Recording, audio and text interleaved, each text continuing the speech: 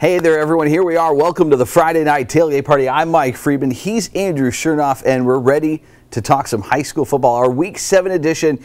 This week is where all the teams across Southeast Texas are playing for keeps. I'm talking about district play is underway. Our feature game tonight involves two teams who started district play 2 weeks ago in District 22 5A. Both with a lot of excitement surrounding their programs this year. Absolutely. Of course, that's right. PNG and Lumberton, they faced off tonight over at Raider Stadium with not only playoff implications, but district championship chances on the line. Lumberton coming off its first loss of the season, while the Indians, one of 3 teams in that district to begin the night 2-0 in 22 5A. And let's go to Raider Stadium. Would the Raiders be able to bring the Indians down a notch, or would PNG remain the undefeated team in this district? One thing's for sure, both squads giving it their all this evening.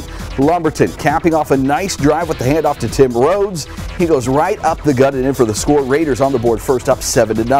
PNG would look to answer Adam Morris with a pass intended for an Indian receiver, only it's right in the hands of Lumberton's Devon Willis. He takes it the other way into Indian territory, down to the 15. Cody Cropper actually saves the touchdown with that big tackle right there. Raider fans love that, but Lumberton gets no points on that turnover. Second quarter action now. PNG gets its first score. Morse to a wide open Cody Cropper. Indians pull even. It's now a 7-7 tie ball game. Later in the second quarter, PNG threatening again on 4th and 7 from the 27. They go for it. Who wants 7 yards when you can get 27? Morse to the back of the end zone, caught by Kaysen Sullivan. PNG with its first lead of the night, up 14-7. That was the halftime score, and when all was said and done in this one this evening, let's go to the big board of this one. PNG gets the win. 42-25 is the final. Indians improved to 3-0 in 22 5A play. Team Tailgate reporter James Ware saw this one from start to finish. We join him now with PNG head coach Brandon Faircloth. Well, Mike, you're right. PNG Indians 3-0. This is certainly a district you don't want to fall behind in, huh, Coach? No, every week's tough. Everybody's got great coaches and good players, and every win's hard, no doubt about it. It's tough to win in this district. What did you like about tonight? Let's start with that. Well, we kind of started in a hole with some adversity, and I was really proud of how we came back and played through it and took the lead. So, really proud of our guys, never giving up, playing through adversity. That's kind of what football's about sometimes. Yeah, it looked like you had things figured out in the second half. 14-7 at the half. You come out and score 3 touchdowns in the third quarter alone. Yeah, our offense did a great job. O-line starts with the O-line. They protected Adam, and he was able to get the ball out to our receivers, and they did a really good job. Yeah, Coach, this is 4 straight weeks now over 40 points, so it seems like the offense is putting up the numbers you need. It is, absolutely, and our defense is playing really well too. That helps the offense when we get back on the field, and really proud of our kids tonight, our coaches, and it's hard to win games in our district, and anytime you can win 3, it's a plus. For sure, and Lumberton's getting better. I mean, they're showing now that they want to compete in this district again. Oh, they have a great team. Coach Bappa's done a great job with those guys. They have a great scheme, and they're tough on everybody. I mean, it's every game they play, they got a chance to win, no doubt about that. Coach, are you ready to talk about it next week? Let's enjoy this one. I want to enjoy this one, but I mean, we know, and this is a game that's going to help prepare you for that. Oh, no doubt about it. Oh, it's Mid-County Madness. It's named appropriately, and we know it's going to be crazy next week, and it always is. We're looking forward to it. All right, Coach, go be with your team. Congratulations. Thank you very much. Appreciate you. There you go. PNG Indians again, 42-25 over the Lumberton Raiders, and as he said, we'll enjoy this one. Get ready next week. Mid-County Madness, PNG and Nederland. Guys. The countdown already on until next week. We'll return to District 22 5A in a little bit. Let's now turn our attention to District 21 6A. The Westbrook Bruins impressive last week at home against Channelview, winning 61-38. Can the Bruin offense have a performance like that again tonight? Bruins on the road against the Deer Park Deer. There's the Bruin. Pick this one up here. There's the Deer, very quiet as always. Deer Park right here. Cameron Thompson, the handoff to Sammy Linton. Pushes through the defense for the touchdown. We're tied at 7 after the extra point. Then Westbrook on offense. Justin Essex hands the ball to Nick Taylor. Runs through and slides at the 1-yard line. So close. They're so close. Let's just hand it off again. Nick Taylor, touchdown. 14-10, Westbrook out front. There's the band. They like seeing that. Then Deer Park, Cameron Thompson. Sammy Linton gets the ball, and again, Linton finds Pater. Touchdown. This kid's pretty good. Deer Park up 17-14. Celebrating right there next to the referee. Then Westbrook. We're going back and forth, aren't we? Nick Taylor this time runs through the defense. How about that jump? Brought down right there by Jesse Dariola. Then the ball handed to Joel Denley. Denley so close again to scoring. And again, because you're so close, you know they will. Joel Denley ends up getting the touchdown here. Westbrook takes a 21-17 lead. The Bruins cruise from there. Westbrook wins tonight 40-20. The Bruins back-to-back wins inside the district, now 2-1 in 21-6A. Congrats to the Brook. Now, last night we also had varsity football to talk about. The Memorial Titans in District 21-6A action in Baytown taking on the Sterling Rangers. First quarter of play, it's scoreless. Titans with possession. Quick toss here to Marcus Younger. Check out the moves. A little juking in and out of the defenders until he's going to find the sideline. Big gain on the play for Younger. First down, Titans, and boy, are they in business. That leads to this. DeAndre Angel keeping it himself. He's going to find a hole right in the middle. Takes it to the house. Touchdown, Titans, and they lead 7-0 after the extra point. Memorial, they get the ball back after recovering an onside kick, and the Titans take advantage. Cam Martin showing off his speed, not going to be denied. Touchdown, Titans. They missed the extra point, but still 13-0. Port Arthur with the lead. Coach Kenny Harrison likes that. Defense also making big plays tonight. Bad exchange by Sterling. James Kittler falls on it. Titans start with good field position, although they turn it over on downs. But that's okay because in the second quarter, they give it back to Cam Martin, and again, that's a good decision. Martin scores his second rushing touchdown of the night. Huge run there. Memorial up 20-0. And Titans hang on to get the win. Let's go to the big board. 27-22. Memorial getting the win over the Rangers last night. With the win, Memorial improving to 1-2 in district play. Up next for the Titans, the LaPorte Bulldogs. More highlights just around the corner, but you know what time it is now. Word of the week. This week, we asked fans at the PNG Lumberton game what an onside kick is. Yeah, that, of course, the short kickoff that the kicking team hopes to recover. The ball has to travel at least 10 yards. Simple enough, right? Well, some of the fans had a little bit of struggle trying to explain that.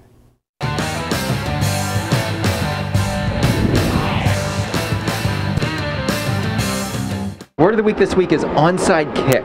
What's an onside kick? Has anyone heard of that?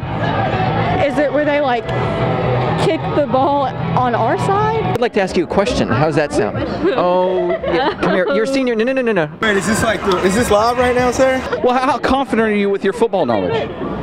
Pretty good, I guess. Pretty confident. Sort of. Hey, what's good at the concession stand? What's good here? What's good here? We have nachos. We have pickle sickles. Who doesn't like pickle sickles? An onside kick is where you're on the sideline and you kick the ball. What's an onside kick? Oh gosh, I don't know much about football. Like really, you're probably asking the wrong person. You said you were confident with your football Okay, so I lied. I'm sorry. I feel like this is making us look stupid. Come on, Heather. I give part of the answer away in the question. So they kick it onside. Excuse me, you're on the field and you kick the ball. I will edit how confident you are and then say I know nothing about football. How about Okay, yes, that's perfect. That's great. Can I go ask my dad? No. Are you really going to run all the way over there and ask him? I will. Go for it. Go. We'll time you. Hold on. There she goes. There she goes. Let's time her. Wait, kicking it out of bounds. I think an onside kick is like whenever you're kicking off the ball, it goes to the side. Can you see what the right side, the onside of the field would be where you kick the ball? This is your question. I'm not good at this. And then the team has to go recover. It's a 10-yard kick. That's all you got from that. I don't know that much about football. No. I'm a soccer player. We're chatting with you. How's that sound? How are you doing? Good. What's your name? Maddie. I guess it's when you kick on your side. When you kick on the side. I'm honestly really confused. I'm not gonna lie. Oh, you caught it! I know. On this side of the field. Are we close? I know it's obviously a kick because it says kick, but I don't know what onside means, honestly. Disregard the last questions. I don't really know much about football. They kick it to the player on the side. What takes place? Onside or inside? Onside or inside? I feel like next time you should ask smarter people. Wait, I got it. I'm 100% confident. That is when the kicker, they do a little small kick to try to get it past the 10-yard line and try to get it before the other team does. It's a deliberately kicked short. They kick it short on purpose. It's when you kick the ball loose a little bit, ways not very far, just right enough to where you can run and get it. Onside kick is where our team, or their team, whatever, they kick it, and they kick it to try to go 10 yards. And they're trying to get the ball back as quick as they can. Okay. I'm a girl who knows football.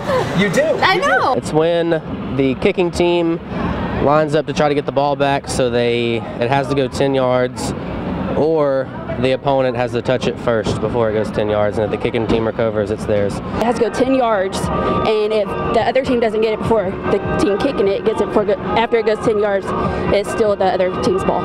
Is that a good answer? Yes! My aunt's gonna be so proud of me! The score's close, and you like trying to get them to fumble it so you can get it back. Where you like kick it and it rolls on the ground like really short. It's when you kick the ball short and over to the side to try and recover it back. It has to go at least 10 yards, and then they're trying to recover it themselves. The own kicking team is trying to recover it.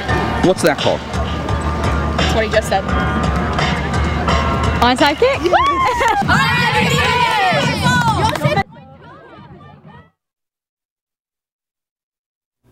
Central versus Nederland. The outcome of last year's game between the two schools determined by 1 yard. Yeah, good one. The Bulldogs with the goal line stand ensuring a 39-36 victory. Central hoping for revenge this year. Battle of unbeatens inside District 22 5A. Both teams 2-0 in the district. Scoreless first quarter. Central's Devois Whaley, check out the hurdle over his own teammate. Picks up a first down on that carry. Same drive, second quarter. Chris Boudreau rolls to his right, tosses it down the field to a wide open Delvin Bennett. No one catching him. Touchdown Jaguars. The heroes from last week connecting again for the first points of this game. Ensuing drive, 3rd and 10 for Nederland. Mitchell LeBaron with plenty of time. He finds the Dean Fisher. First down, Bulldogs. That first down leads to this. LeBaron over the middle. Austin Krautz catches it in the end zone. Touchdown Bulldogs. They're on the board, all square at 7. Following kickoff, James Brinza blasts it to his left. Central's Juwan Mitchell fields it and takes it to his left initially. Breaks some tackles right there. And all of a sudden, he has open space in front of him. The only thing that can stop him at this point, nothing. His shoes are tied. He's good. Jaguars retake the lead. They miss the 2-point conversion, but still lead 13-7. Nederland looking to respond before the half. LeBaron, though, brought down for a sack right here. 13-7 Central at the half, but the second half, a different story. The Nederland Bulldogs win 35-20, and you know what that sets up? An undefeated District 22 5A Mid-County Madness between P&G and Nederland next week. That one on the reservation next week. Not that we're looking ahead. We'll still talk more Week 7 action. Let's go over to Vider now. Pirates, you know what? They're coming off an 83-point performance last week, looking for similar success, no doubt, as the Pirates were hosting the Ozan Panthers this evening. Vider starting it off. Quarterback keeper Colby Umble, 42 yards, and he is off. Not going to get brought down until he's across the goal line. PAT good. 7-0 Pirates on top. Now Ozan looking to answer, and it's their turn. Delay handoff here. Calvin Tyler cuts outside, and he's off to the races, finding the sideline, streaking down, covers about 70 yards, and the Panthers are on the board. They also kicked the extra point, so we're tied up at 7. Now Ozan forces a 3-and-out. This time, if it worked before, why not try it again? The handoff to Calvin Tyler. And look at that. He takes off again. Nothing between him and the end zone. Another Ozan touchdown in this one. And the Panthers, they do that quite a lot tonight. We'll go to the big board in this one between Ozan and Vider tonight. And the Panthers on the road this evening get the big victory, 42-28. Ozan getting the win tonight in district play. Ozan improving to 1-2 in district, and the Pirates falling to 1-2 in 22 5A. The Bridge City Cardinals coming off a bye week with a tough game at District 10 4A Division I Jasper. This is the game of the night. After a big kickoff return, Bridge City down near the goal line. Handoff to Case Draper. Touchdown. Cardinals take a quick 7-zip lead. Jasper responds. Tiger Williams airs it out right here to Ashton Thomas. He catches it behind the defense. Thomas tackled just shy of the goal line. It's easy from there. The toss right here to Corian Holmes, and Holmes finds pay dirt. Bulldogs trail 7-6. Bridge City does not like that at all, though. Handoff right here to Derek Deering. Deering gets to the sideline, and at this point, it's a foot race. Touchdown, Cardinals. They add to their lead now 14-6. More Cardinals here. Colt Poole once in on the action. I think the best name across the area in high school football. Colt Poole. How cool is that? Sounds cool. It is cool awesome. Is cool. Yeah. That's a cool touchdown run for him. 21-6 BC, still in the first quarter. Jasper needs a good return here to turn things around, though, and it gets one. Jakeithan Adams breaks through the first line of Cardinals, and now he's gone. Adams takes it to the house right there. Bulldogs cut into the Cardinal lead.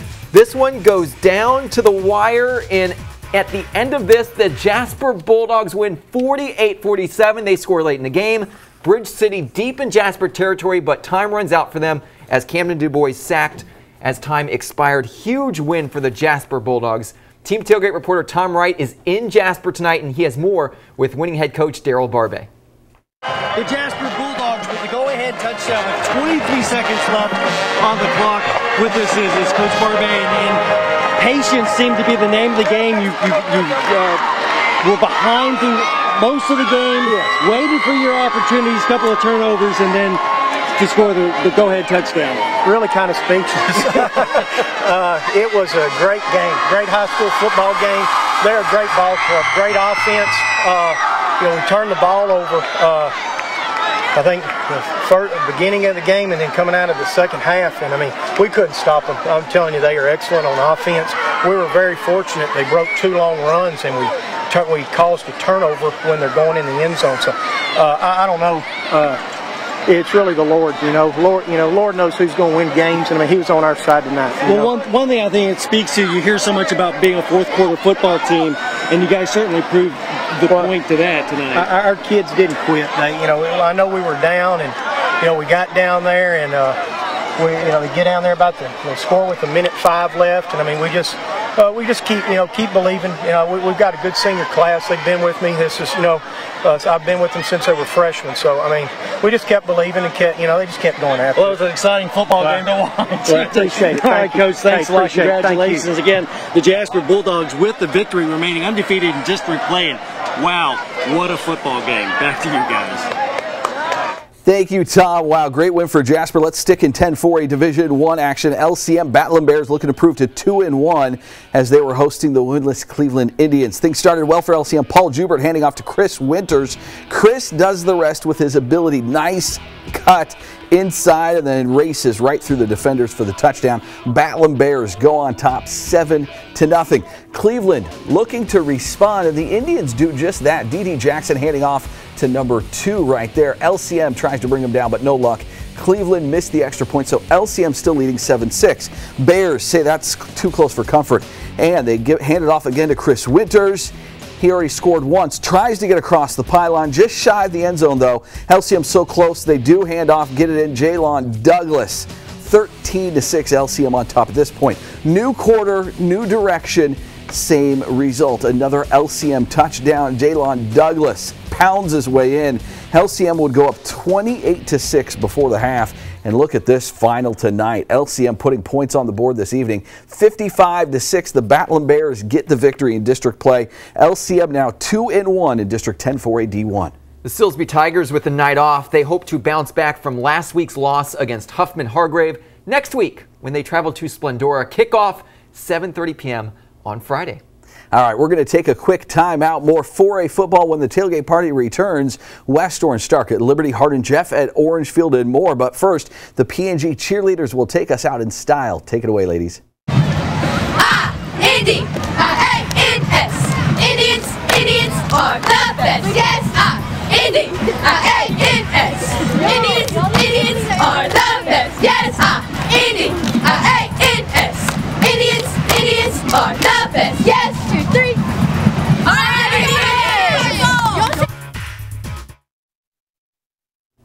Well, remember when we started the show tonight, I said it's week 7, the week where every Southeast Texas team is playing for keeps. That's true for those in 9-4A Division 2 as district just began for those 5 teams in that group this evening. The title is said to run through West Orange Stark, and for a good reason. Tonight, the Mustangs started their league play on the road against the Liberty Panthers. West Orange Stark Jack Dallas passing the ball here. Thomas Wallace the receiver, and he's going to scamper in, gets the touchdown, score 6-0 West Orange Stark.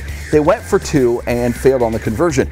Now, more from the Mustangs. Handoff here to Miley Edwards here. Edwards gets in for the score, so West Orange Stark doubling their lead and, of course, looking for more. Jackson Dallas here. Quick cut through 2 for the 2-point conversion. 14-0 West Orange Stark on top. More from Dallas, passing to Jeremiah Shaw. And that's another score for West Orange Stark. West Orange Stark would line up for the extra point here. Ball tossed. Justin Brown for the extra point. Well, he gets in for the conversion there. 22-0 West Orange Stark at that point. Mustangs on the road. Let's go to the final in this one, and they roll a shutout victory for West Orange Stark. 49-0 over Liberty tonight. District opener for 2 playoff teams from the district last season. Hardin Jefferson at Orangefield. Orangefield ready to go in this one against the Hardin Jefferson Hawks. There's the flag waving right there. Hardin Jefferson right here. The handoff, where's it going? Deshaun Moreau takes it to the house right here for the touchdown. Hardin Jefferson has a bunch of running backs. Touchdown right there from the Hawks. Then Orangefield, close near the goal line. Watkins hands it off, and that one so close to the goal line, just shy. 0 for Orangefield, 0 for Oregon. Both teams are pretty good. Orangefield, right? And they get in for the end zone. Do they? Yes. Touchdown, Orangefield right there. Ready to go. Oh, loyalty right there. Then, looks like a field goal attempt coming up for Hardin Jefferson. That one is good. 34-yard field goal right there. This one so close, going down to the wire tonight. And the final score in this matchup, Orangefield 24-23 over Hardin Jefferson. Another great game across Southeast Texas tonight. Wow, good win for the Bobcats tonight. Congratulations to them. The start of district play will have to wait for the Hampshire Finette Longhorns. Horns took the night off. They're going to begin 4 straight district games with a trip to Hardin Jefferson next week. Kickoff set for 7:30 p.m. at Hawk Stadium. With 4A football now in the books, it's time to shift our focus to 3A. But first, it was Vider's homecoming, and Southeast Texans know what that means. It's lights out and enjoy the show. We'll be right back.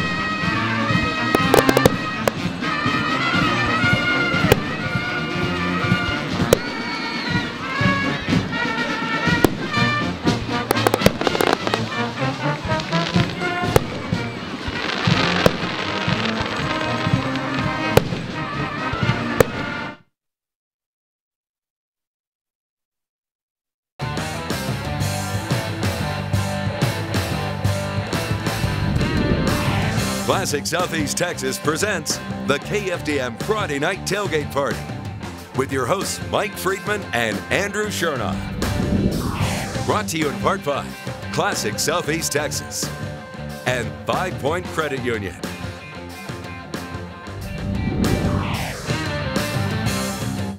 The East Chambers Buccaneers with a perfect start to not only District 12 3A Division I play, but also the entire season. Year, sure. 5-0 heading into tonight's game. The Warren Warriors hoping to change that tonight inside their home stadium, George Bo Isaacs Stadium. East Chambers wanting to go to 6-0 though. Warriors kicking off to the Buccaneers right here. Darius Guillory, he fields it. We've seen all season long how fast he is, and he shows off that speed again tonight. Guillory, goodbye. Touchdown Bucks, they take an early lead. Later, EC on offense. Handoff right here to Dylan Silcox. Mike, it's a competition between the two. Who has a better touchdown every single game? You know, it's back and forth between the two, and we've seen both of them run like this. Silcox goes all the way. East Chambers feeling good, adding to its lead. 14-0 less than 2 minutes into the game. Buccaneers keep it going. Austin Sutherland deep down the field to someone he threw catch with in the backyard growing up. His brother, Aaron Sutherland, hauls it in. Touchdown, EC. And how about one more East Chambers score? Somewhere in there, Kai Williams gets the ball. He gets to the sideline, and he gets into the end zone. 28-0 East Chambers. The Buccaneers win tonight. They remain perfect on the season. The final score 69-6. EC beats the Warren Warriors.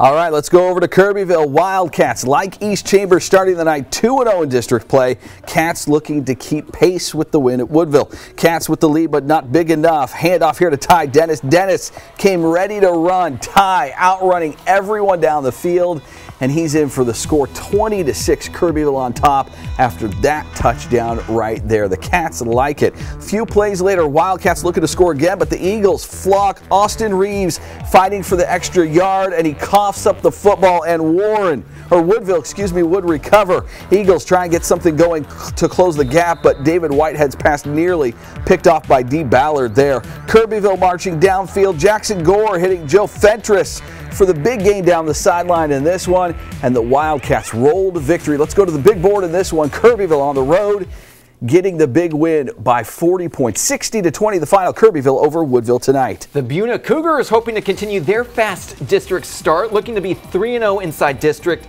after tonight's game against those Anahuac Panthers. Early in this one, Buna's Kobe Elder fakes the handoff, keeps it himself. Elder all the way for the touchdown. The Elder Statesman. Cougars take the lead. Anahuac looking to answer the problem. Josh Kelly has other ideas. Picks off the Jason Martin pass. Kelly getting extra yardage then on the return. So the Cougars take over on offense, and this happens. Remy Connell gets the pitch and gets to the end zone. Touchdown, 14-zip Buna. Anahuac again wants to do something good. Jacaleb Lewis, though, fumbles, and Trent Tamplin falls on the football. This one all about the Buna Cougars. Buna wins tonight 61-18, now 3-0 inside the district. The Kuntz Lions. Kuntz still in search of its first win of the year. Would it come tonight, or would Hardin come away with the victory this evening? We'll pick up the action here. Kuntz with possession. Dalian Edwards connecting with Dylan Ainsworth, and he's surrounded by the Hornets there. Drops the ball, and it's recovered by Cooper Peavy for the home team. Hardin Hornets in good position. Hornets now with possession. Ryan Snell. He's going to go deep on this one. Wide open Hunter Stelly, and he's going to be taken down just short of the goal line, right around the 5-yard line there. Would the Hornets be able to punch their way in? Well, Ethan Summers, he does get in and score. Hornets trail by just 1 point. It's 14-13. Kuntz hanging on the lead. Homecoming out there for them. That's a good picture there. Kuntz, Dalian Edwards here. He goes up top, but it's intercepted off the deflection by Cooper Peavy. So Hornets on another turnover take advantage.